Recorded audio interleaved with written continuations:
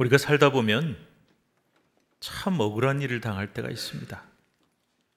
또 예기치 못한 갑작스럽고 충격스러운 일들을 당할 때가 있습니다. 그런데 이럴 때 왜 대체 나한테 그런 일이 생길까? 대체 하나님은 왜 이런 일이 내게 생기도록 하셨을까? 허락하셨을까? 이게 솔직히 말씀드리면 설명이 잘 안 됩니다. 내가 겪은 아픔과 위기가 크면 클수록 도대체 왜 하필이면 나냐? 이런 의문이 점점 커져만 갑니다. 2001년 미국에서 일어난 9.11 테러 사건을 여러분 기억하실 겁니다.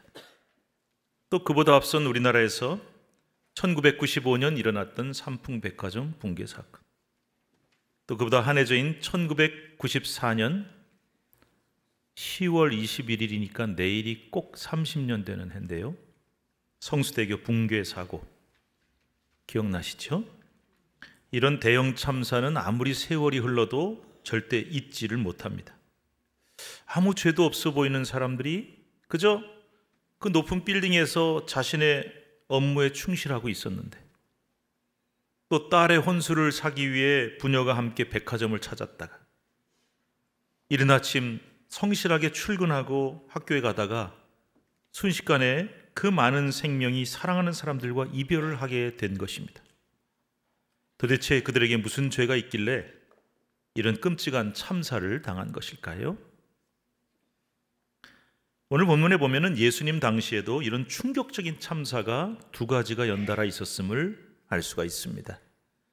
당시 세간을 깜짝 놀라게 했던 빌라도의 갈릴리 주민 학살 사건, 그리고 실로암 망대 붕괴 사건입니다. 예수님 당시 여러 명의 갈릴리 주민들이 예루살렘 성전에 순례를 와서 제사를 드리다가 로마의 빌라도 총독에 의해서 학살을 당합니다. 그리고 그 피가 튀어서 재물에 섞이게 되는 끔찍한 사건이 있었습니다. 갈릴리라는 지역이 반란이 많이 일어났던 것인 것을 감안하면 아마 유난히 저항 정신이 강한 갈릴리 출신 주민들이 예루살렘 성전에 순례를 왔다가 로마군인하고 충돌이 일어나서 학살을 당했을 가능성, 아니면 요즘에도 이런 사건이 종종 있지만 이들이 테러 용의자로 몰려 학살을 당했을 가능성도 있습니다. 하지만 다른 장소도 아닌 거룩한 성전에서 제사를 지내다가 학살을 당했다 하는 사실과, 나아가 그 사람들의 피가 튀어서 거룩하게 하나님 앞에 드리는 제물에 섞이게 되었다는 점 때문에 이 사건은 더욱 충격적인 사건이었던 것이죠. 마치 이슬람 근본주의자들이 무고한 생명을 수천이나 앗아간 9.11 테러 사건을 연상케 하는 당대 최고의 충격적인 사건이었던 것입니다. 또 당시에 실로암 망대 붕괴 사건도 있었는데, 남왕국 히스기야 왕이 예루살렘 성 안에 물을 공급하길 원했어요. 예루살렘 성 안에는 물이 별로 없습니다. 그래서 저 성 밖에 있는 기혼샘이라는 데서부터 안반을 파서 지하 터널을 만들었어요. 히스기야 터널이라고 하는데 지금도 성지에 가면 그 터널을 볼 수 있습니다. 그래서 그 물이 쭉 들어와서 실로암 연못까지 들어오게 했는데, 이곳이 예루살렘 성내에 물을 공급하는 아주 중요한 요충지이기 때문에 이곳을 지키기 위해서 망대를 세우다가 그만 그것이 무너져 내린 거예요. 그래서 18명의 사람이 죽게 된 것입니다. 마치 상품백화점 붕괴 사건이나 성수대교 붕괴 사고, 그리고 요즘이 언젠데, 어느 때인데 요즘도 계속되는 중대 산업재해, 건물이 무너지고 다리가 무너지고 이런 사건들을 연상하게 하는 참 황당하고 충격적인 사건이었죠. 이 두 사건은 당시로서는 도저히 믿기지 않는 충격을 주는 사고였습니다. 그런데 문제는 이 충격적인 사건을 접할 때에 유대인들이 어떤 생각을 했느냐? 그들은 전통적인 인과응보 사상에 젖어 있었어요. 인과응보. 그러니까 뭔가 어떤 불행한 사건이 일어나고 큰 사건이 일어나면은 원인이 있어, 분명히. 그래서 저 사람들 말이지, 학살당한 사람, 깔려 죽은 사람들은 뭔가 지은 죄가 크니까 그런 일을 당한 걸 거다, 이렇게 생각을 한 거죠. 이 인과응보 사상이 어디에 제일 잘 나오냐면 욥기입니다. 욥이 고난을 당하니까 친구 빌닷소발 엘리바스가 찾아왔는데 위로한답시고 와가지고는 욥에게 계속 뭐라고 얘기합니까? 야, 친구야, 네가 분명히 하나님 앞에 뭔가 죄 지은 게 있기 때문에 그것 때문에 하나님께 벌 받는 게 틀림없어 하고 자기 주장을 계속 펴죠. 이게 인과응보 사상입니다. 요한복음 9장 2절에 보면은 예수님 일행이 길을 가시다가 날 때부터 맹인된 사람을 만나게 됩니다. 그런데 제자들이 예수님께 이런 질문을 던지고 있어요. 2절 말씀 읽읍시다. 시작. 제자들이 물어 이르되 랍비여, 이 사람이 맹인으로 난 것이 누구의 죄로 인함이니까? 자기니까 그의 부모니까? 이게 무슨 말일까요? 이 사람이 날 때부터 맹인이 돼서 눈을 못 보게 된 게 참 안타깝고 불행하지만 이거 틀림없이 뭔가 죄 때문에 인과응보로 일어난 거니까 그 죄가 자기 죄입니까? 부모 죄입니까? 이렇게 물어본 거예요. 이게 바로 전통적인 유대인의 인과응보 사상입니다.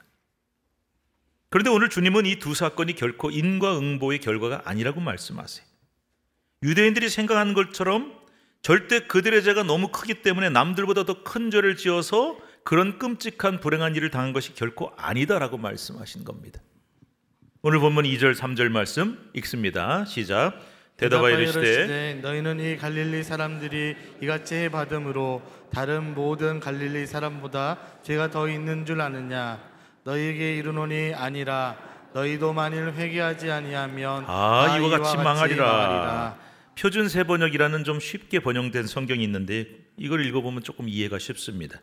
너희는 이 갈릴리 사람들이 이런 변을 당했다고 해서 다른 모든 갈릴리 사람보다 더 큰 죄인이라고 생각하느냐? 아니다. 남들보다 더 큰 죄를 져서 이렇게 끔찍한 일을 당했냐? 아니다. 계속해서 4절 5절도 표준 세번역이라고 하는 성경을 한번 읽어보도록 하겠습니다. 시작. 또 실로암에 있는 탑이 무너져서 치어 죽은 18사람은 예루살렘에 사는 다른 모든 사람보다 더 많이 죄를 지은 사람이라고 생각하느냐? 그렇지 않다. 내가 너에게 말한다. 너희도 회개하지 않으면 모두 그렇게 망할 것이다. 오늘 주님이 뭐라고 말씀하셨어요? 너희는 빌라도에게 잔인하게 학살당한 갈릴리 사람들이 다른 갈릴리 사람보다 죄가 많아서 그런 일 당한 줄 아냐? 실로암 망대가 붕괴해서 깔려 죽은 18명이 예루살렘 다른 너희들보다 죄가 커서 그런 끔찍한 일을 당했다고 생각하냐? 아니라는 거예요. 그들의 죄가 너희보다 커서 그런 일이 생긴 게 아니야. 너희도 그들 못지않게 큰 죄인이다. 이게 얼마나 충격적인 말씀입니까? 게다가 주님은 이 두 이야기의 결론에 똑같이 이렇게 말씀하시는 거예요. 같이 읽읍시다. 너희도 만일 회개하지 않으면 다 이와 같이 망하리라. 너희에게도 그들 못지않게 큰 죄가 있다. 너희들이 죄인이다. 그래서 너희들도 회개하지 않으면 이 사람들처럼 심판을 당하고 망할 것이다 라고 말씀하시는 겁니다. 정말 충격적인 말씀이죠.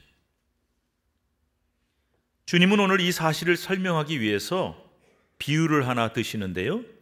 소위 열매 맺지 못하는 무화과나무 비유라고 하는 비유입니다. 비유 내용은 이래요. 어떤 사람이 자기 소유 포도원에 무화과나무를 심었대요. 묘목을 심었겠죠. 근데 여러분 생각해 보세요. 왜 무화과나무 심었을까요? 간단합니다.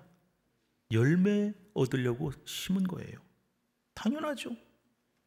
포도원인데 포도를 안 심었다, 무화과나무를 심었다는 것은요, 그만큼 주인이 무화과나무 열매에 대한 기대감이 컸다는 증거예요. 멀쩡한 포도밭에 포도 대신에 무화과나무를 심을 이유가 뭐가 있겠습니까? 무화과나무를 심어서 더 많은 좋은 열매를 맺어야겠다, 얻어야겠다, 이런 기대. 그런데 어떻게 됐습니까? 무화과나무 심고 1년이 지났어요. 주인이 다시 포도원으로 갑니다. 열매 맺기에 충분한 시간이 지났다고 생각했어요. 그런데 불행하게도 이 무화과나무는 열매가 전혀 맺히지 않았습니다. 주인은 몹시 실망했지만 1년만 더 지나면 반드시 열매를 맺으리라는 희망을 가지고 꾹 참고 기다립니다. 그런데 그 다음 해에도 결국 3년이 지나도록 그 나무는 전혀 열매를 맺지 않았어요. 이제 주인의 마음이 상당히 불편해집니다. 참는데도 한도가 있잖아요. 도저히 이대로는 안 되겠다. 열매도 못 맺는 주제에 떡하니 자리만 차지하고 앉아있는 그 무화과나무를 보니 화가 치밀어 견딜 수가 없었어요. 차라리 그 자리에 포도나무나 다른 나무를 심었으면 훨씬 좋은 열매를 맺었을 텐데 하는 생각을 하니 주인은 너무 속이 상해서 포도원을 관리하는 포도원직에게 이렇게 명령합니다. 내가 3년이나 와서 열매를 구했지만 이 무화과나무는 전혀 열매를 맺지 못했다. 그러니 찍어내버려라. 여러분, 한번 제가 묻겠습니다. 이 주인이 성질이 몹시 급하고 무자비한 사람입니까? 그렇습니까? 안 그렇습니까? 아니에요. 오히려 이 주인은 정말 참을성 많고 자비로운 사람입니다. 우리 같으면요, 성질 급한 사람들 같으면 3년은커녕 1년도 기다리기 힘들었을 겁니다. 당장 저놈의 무화과 나무 찍어내버리겠다고 아마 직접 도끼 들고 달려들었을지도 모르겠어요. 그런데요, 이 주인은 꾹 참았습니다. 무려 3년 동안이나. 그러니까 이 주인은 성급하고 무자비한 사람이 아니라 정말 참을성이 많은 자비로운 좋은 주인이에요. 자, 그럼 여러분, 이 포도원 비유에서 이 포도원 주인은 누구를 뜻할까요? 하나님이십니다. 그러면 주인이 당장 이 쓸모없는 나무를 찍어버려라 했을 때 딱 1년만 좀 참아주십시오 하고 말린 포도원지기는 누구일까요? 포도원지기라는 것은 참 제일 수고가 많은 사람이에요. 포도원에 직접 살면서 나무 돌보고 키우는 일을 하는 일꾼인데, 오늘 이 비유에 등장하는 포도원지기는 바로 예수님이십니다. 또한 포도원에 심긴 무화과 나무는 본디 이 비유에서 뭘 뜻하냐면 유대인들을 뜻하는 것입니다. 구약에 보면은 이스라엘 백성을 포도나무나 무화과 나무에 비유하는 경우가 많이 있어요. 그런데 오늘날 이 비유에 나오는 무화과 나무는 단순히 유대인들만을 뜻하는 것이 아니라 바로 오늘 우리들 자신이 무화과 나무라고 말씀하시는 겁니다. 예수 믿는 사람들, 신앙생활하는 사람들. 오늘 이 비유에서 포도원 주인은 3년 동안 열매를 기다리며 참아 주었습니다. 여기서 3년이라는 것은 물론 실제적인 기간 3년을 뜻하기도 합니다만은 상징적인 숫자로도 이해할 수 있습니다. 히브리어의 3이라고 하는 숫자는 완전하다, 꽉 찼다, 꽉 찬 횟수를 뜻하는 거예요. 그러니까 이 말은 무슨 말이냐면 참을 만큼 참았고 기다릴 만큼 기다려줬다 라는 뜻입니다. 이렇게 참을 만큼 참아주고 기다릴 만큼 기다려줬는데도 열매가 없으니까 찍어버리라고 명령한 것이죠. 근데 왜 찍어버려야 합니까? 무화과 나무의 존재 가치는 열매이기 때문이에요. 무화과 나무를 왜 사람들이 심습니까? 왜 무화과 나무가 존재합니까? 사람들이 무화과 나무를 심는 이유는 나무를 목재로 쓰려는 것도 아니고 관상용으로 두고 감상하려고 보기 좋으라고 심은 것도 아니에요. 오직 무화과 나무의 유일한 존재 가치는, 존재 이유는 열매입니다. 그런데도 이 무화과 나무는 자기 존재 가치, 존재 이유를 다하지 못했으니까 당연히 찍어내 버려야 하는 것입니다. 그런데요, 나무뿐만이 아닙니다. 여러분, 이 마이크, 이거 여기 왜 있습니까? 마이크의 유일한 존재 가치는 소리를 내는 것입니다. 근데 고장이 났어요. 수리도 안 돼요. 소리가 안 나. 그럼 이거 어디다 쓰겠습니까? 갖다 버려야죠. 나무도 마찬가지, 마이크도 마찬가지, 사람도 마찬가지. 어떤 집단이나 기관, 단체도 더 이상 그것이 존재하는 가치, 존재 이유가 없어져 버리면 더 남아있을 이유도 없어지는 것입니다. 그렇게 되면 단호하게 잘려 버려지게 되는 것이죠. 나아가 이 나무는 7절에 이런 주인의 말이 있습니다. 찍어버리라, 어찌 땅만 버리게 하겠느냐. 이 표현처럼 자기 책임도 다하지 못하고 자기 존재 가치도 제대로 하지 못하면서 쓸데없이 땅만 차지하고 있는 거예요. 땅만 버리고 있는 거예요. 열매도 못 맺는 주제에 땅에서 온갖 양분은 쏙쏙 뽑아 먹고 땅만 버리고 있는 존재라는 것. 정말 쓸데없는 나무고 아무 쪽에도 쓸모없는 나무 아니겠습니까? 근데 여러분, 이렇게 찍어버리는 것이 마땅한 나무예요. 아무짝에도 쓸모없는 나무인데 포도원지기는 찍어버리지 말아달라, 간곡하게 주인에게 부탁을 합니다. 그 까닭이 뭡니까? 딱 한 번만 더 기회를 주세요. 더도 말고 덜도 말고 1년만, 딱 한 번만 기회를 더 주시고 기다려주세요. 여러분, 어떤 기회입니까? 열매 맺을 기회, 회개할 기회. 포도원지기는 정말 사정사정합니다. 8절 9절에 뭐라고 하는지 한번 읽어볼까요? 8절 9절 시작.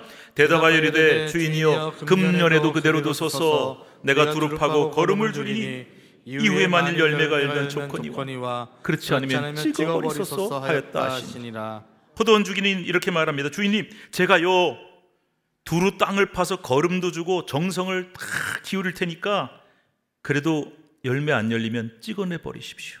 여기서 두루 파고라는 말은 농사지어 분들은 아실 거예요. 나무의 뿌리 주변에 있는 흙을 이렇게 긁어서 부드럽게 만들어주는 거예요. 그래서 성장도 촉진시키고 거기다 거름까지 줘서 어떻게든지 열매가 맺도록 내가 정성을 최대한 기울이겠습니다 라는 말인데, 이것은 이미 3년 동안이나 기회를 줬건만 전혀 열매를 맺지 못하는 형편없는 나무, 가치 없는 나무에게는 어울리지 않는 과분한 일입니다. 거기다 뭐 그렇게 쏟아부을 필요가 뭐가 있어요? 하지만 포도원지기는 이런 형편없는 가치 없는 무화과 나무에도 각별한 정성을 쏟아 부어 보겠습니다 했던 것처럼, 예수님도 구원받을 만한 아무 자격이 없는 이스라엘 백성들에게, 그리고 구원받을 만한 아무 자격이 없는 죄인인 우리를 위해 특별한 사랑을 쏟아 부으시면서 끝까지 희망을 버리지 않겠노라고 말씀하신 것입니다. 바로 이 장면에서 예수님의 중보자적인 모습이 참 드러나고 있어요. 저는요, 성경에서 참 좋아하는 구절 중에 하나가 아브라함이 소돔과 고모라로 멸망시키려고 천사 가는데 붙들고 의인을 악인과 함께 멸하지 말아주세요 그러면서 기도하잖아요. 성중에 의인이 50명만 있으면, 45명만 있으면, 40명, 30명, 20명, 10명만 있으면 멸하지 않으시겠습니까? 간절히 간구했던 아브라함의 모습이 떠오릅니다. 왜 그렇게까지 했어야 됐었어요? 거기 롯이 있잖아요. 조카 롯에 대한 지극한 사랑, 롯의 생명이 멸망당하지 않고 구원받기를 원하는 간절한 마음으로 중보했던 것이죠. 그 아브라함처럼 오늘 포도원지기이신 예수님은 이스라엘 백성들, 그리고 우리를 지극히 사랑하셔서 한 사람도 멸망당하지 않기를 원하시고 다 구원받기를 원하셔서 참고 인내하신다는 것입니다. 또한 포도원 주인 되신 하나님께도 심판의 유예, 심판을 딱 1년만 미뤄주세요 하고 간절하게 요청을 하신 것이죠. 그런데 여러분, 우리가 이 부분에서 절대로 오해하지 말아야 될 게 있어요. 오늘 비유의 핵심이 되는 가장 중요한 구절이 8절에 나온 금년에도 그대로 두소서, 이게 오늘 설교 제목이에요. 근데 사실은 이 말이 오늘 본문의 가장 중요한 핵심은 아닙니다. 그대로 두고 기다려주는 건 맞는데, 이 비유의 핵심 중에 핵심은 9절에 나온 말이에요. 이후에 만일 열매가 열면 좋거니와, 그 다음에 뭐라고 돼 있어요? 그렇지 않으면 찍어버리소서. 이게 사실 핵심이에요. 그래서 오늘 설교 제목도 어쩌면 금년에도 그대로 두소서가 아니라 이후에 열매가 안 열리면, 혹은 딱 한 번만 기회를 주소서, 막 이렇게 붙여야 했을지도 모르겠어요. 즉, 열매는 계속 안 열어도 괜찮아, 그냥 내가 놔두고 용서해 주세요가 아니라 딱 한 번만, 1년만 딱 더 기회를 달라는 뜻이라는 겁니다. 그래도 만일 열매를 못 맺으면 그때 가서 가차없이 찍어 버리시라는 것입니다. 이게 핵심이에요. 그렇다면 오늘 이 비유가 우리에게 어떤 교훈을 줄까요? 4가지 교훈이 있습니다. 첫 번째 교훈 읽읍시다. 죄 때문에 심판당하는 것이 결코 남들 이야기가 아니다 라는 거예요.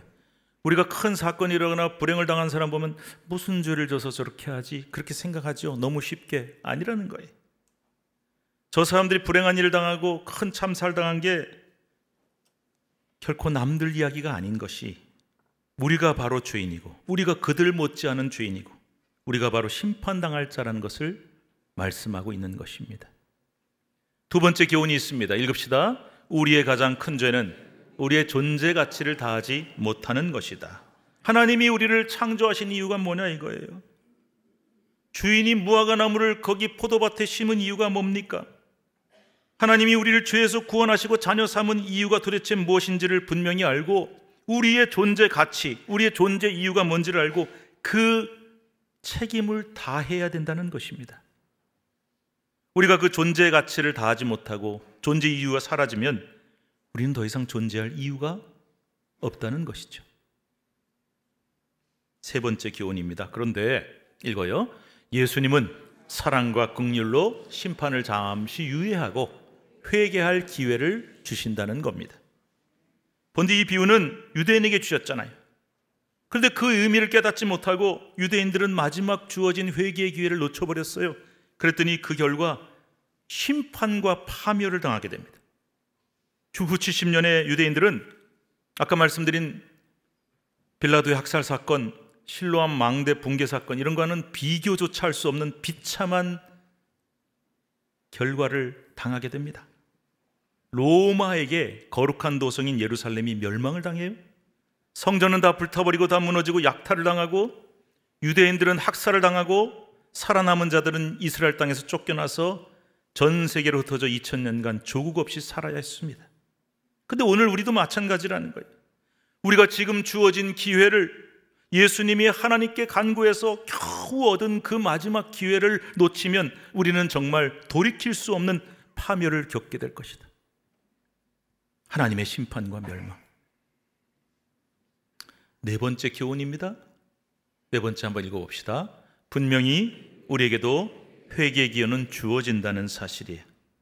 기회가 주어져요. 그런데 여러분, 기회가 그리 많지는 않습니다. 너에게 죄가 있다면 지금 바로 회개해라. 지금. 놓치면 안 된다. 우리의 심판의 기한이 그리 많이 남지 않았다. 그러니까 빨리 지금 회개해라. 이런 거예요. 아까 제가 우리 가장 큰 죄가 뭐라 그랬어요? 열매를 맺지 못하는 것, 우리의 사명을 다하지 못하는 것, 우리의 존재 가치가 이유가 뭔지 모르는 것. 오늘 이 무화과 나무는 열매를 맺는 자기 책임, 존재 가치를 다하지 못해서, 그런데 쓸데없이 땅만 차지하고 땅만 버리고 있다고 그랬잖아요. 양분만 쏙쏙 빼먹고는 자기 몸의 덩치만 점점 커져가는데 열매를 맺지 못해요. 자기 사명도 감당하지 못하는 주제에 땅만 버리고 있는 것입니다. 이런 쓸모없는 나무는, 제가 이런 말하기는 참 저도 부담되지만 주님 말씀이니까 그대로 전합니다. 쓸모없는 성도나 쓸모없는 교회 역시 심판을 면치 못할 것이며 찍혀버리고 말 것이라고 말씀하셨습니다. 올해 우리 신촌교회가 창립 69주년이고 내년은 70주년을 맞게 됩니다. 69주년이라는 말은요, 우리 교회 나이가 69세가 되었다는 뜻입니다. 그런데 나이 숫자보다 더 중요한 게 뭐냐면은 이만큼 나이를 먹었다는 게 뭘 의미하냐예요. 내가 이 정도 나이 먹었으니까 날 대우를 해줘야지, 대접해줘야지가 아니라 그 나이가 되었다면 그 나이에 맞는 열매를 맺었냐. 나무를 심고 해가 지나면 당연히 열매를 맺어야 되는 것도 사람도 똑같다는 거예요.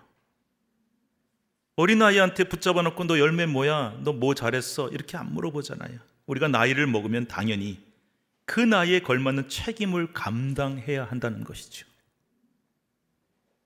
교회도 그렇습니다. 교회가 나이를 먹었다? 역사가 오래됐다? 좋은 것입니다. 그런데 제가 공교롭게도 제가 시무했던 교회들이 오래된 교회가 많았어요. 100년 넘은 교회도 있었습니다. 참 이런 말 많이 들었어요. 우리 교회는 유구한 역사를 자랑하는, 전통을 자랑하는 교회다. 맞아요. 근데 제가 좀 삐딱한가, 그 말 들으면 이런 생각이 들어요. 그건 맞는데 그러면 그 역사, 그 숫자, 그 나이에 걸맞은 열매를 우리가 과연 맺었느냐. 교회가 나이를 먹고 역사가 오래됐다는 것은 그만큼 책임이 커져간다는 의미가 있습니다. 우리 교회가 지금까지 나이에 걸맞는 열매를 얼마나 맺어왔는가, 또 앞으로 어떤 열매를 맺어서 주인 되신 하나님을 기쁘시게 해드릴 수 있을 것인가, 이게 중요한 거죠. 우리 성도들도 마찬가지예요. 나는 과연 신앙의 연수나 연륜에 맞는 합당한 열매를 맺고 있는가? 여러분 교회 몇 년 다니셨습니까? 우리 교회 출석한 지 얼마 되셨습니까? 그런데 그 나이, 그 연륜과 연수에 합당한 좋은 열매를 맺어 하나님을 기쁘시게 해드리는 성도냐, 아니면 자기만 차지하고 양분만 받아먹고 열매는 못 맺는 잠시 심판을 위해 받은 나무인가를 돌아보아야 한다는 것입니다. 교회도 이 터 위에 탁 자리를 잡고 있지만 자리만 차지하고 양분만 빼먹는 열매 없는 교회가 된다면 그 교회는 하나님 앞에 쓸모없는 존재가 되고 만다는 것입니다. 누군가 이런 말을 하시더군요. 암탉은 알이라도 낳고 영계는 백숙이라도 해먹는데 묵은 닭은 아무짝에도 쓸모없다. 그래서 제가 이제 웃었어요. 근데 웃고 나서 가만히 생각해 보니까 이런 마음이 드는 거예요. 하나님, 저는 묵은 닭 아닙니까? 교회 다닌 지 오래되고 목사 된 지 오래됐는데 저는 알을 낳나요? 아니면 제 몸 들여서 다른 사람 살게 하나요? 아니면 묵은 닭인가요? 우리가 묵은 닭이 되면 알도 못 낳고 고기도 못 먹는 정말 쓸모없는 존재가 되고 맙니다. 그러니 우리는 신앙 연수가 많음을 자랑하고 교회 역사가 길다고 자랑하기 전에 먼저 끊임없이 자신을 돌아보는 성도와 교회가 되어야 합니다. 나는 나를 이곳에 심으신, 무화과나무로 나를 심으신 그 주님의 기대와 내 존재 가치에 맞게 합당한 열매를 맺는 좋은 무화과나무인가? 아니면 땅만 차지하고 있는가? 이것을 끊임없이 돌아볼 수 있는, 주님 앞에서는 그날까지 이것을 계속해서 돌아볼 수 있는 성도와 교회만이 우리 하나님을 진정 기쁘시게 하는 나무가 될 수 있습니다. 기도하겠습니다. 하나님 아버지, 불행을 당하고 어려움을 당하는 사람들을 보며 우리는 너무나 쉽게 저 사람 무슨 잘못하고 죄를 져서 저렇게 고통을 당하나 라고 말합니다. 주님은 아니다, 그들이 너보다 죄가 커서가 아니야. 너도 그들 못지않은 죄인이다. 회개해라, 깨달아라. 그리고 네가 존재해야 되는 이유, 너를 심으신 이유가 뭔지를 깨닫고 그 사명을 감당하라. 오늘 이 말씀 앞에 우리 자신을 돌아봅니다. 나는 신앙의 연수와 나이와 연륜에 걸맞는 합당한 열매를 맺는 주인이신 하나님을 기쁘시게 하는 참된 무화과 나무인지 그렇지 못한지, 우리 교회는 지금까지 우리를 세우시고 이끄신 그 횟수를 합당한 열매로 하나님 앞에 영광 돌리는 선한 무화과 같은 나무인지 주님 돌아보게 하시옵소서. 이 시대에 주님은 그가 심어 놓으신 나무들의 열매를 구하십니다. 나는 어떤 열매를 합당하게 맺어 주인이신 하나님을 기쁘시게 하고 있는지 돌아보고 또 돌아보는 저희들이 되게 해 주시옵소서. 예수님의 이름으로 간절히 기도드리옵나이다. 아멘.